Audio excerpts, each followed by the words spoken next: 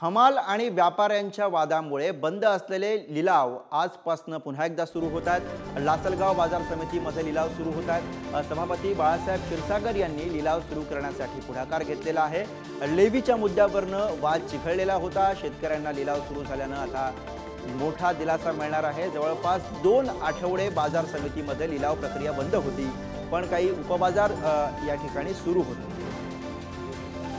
लासलगाव बाजार समितीमध्ये लिलाव आता सुरू होत आहेत। 2 आठवडे हे लिलाव बंद होते आणि त्यानंतर आता कुठेतरी शेतकऱ्यांना दिलासा या निमित्ताने मिळताना पाहायला मिळतो। आणि आज विषयी अधिक बोलूया। किरण दाजणे आपले प्रतिनिधी आपल्या सोबत आहेत। किरण, आज अखेर 2 आठवड्यानंतर हे लिलाव सुरू होत आहेत। शेतकऱ्यांना कुठेतरी दिलासा मिळताना दिसतो।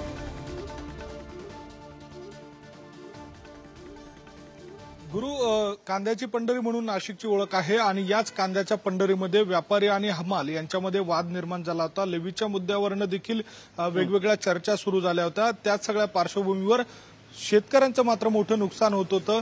कांदा खरेदी करायला व्यापारीच शिल्लक नसल्यानं कांदा द्यायचा तरी कुणाला असा प्रश्न या सगळ्या शेतकऱ्यांसमोर उभा ठाकला होता आणि त्याच अनुषंगानं उपनिबंधकांनी याबाबतचा हस्तक्षेप केला।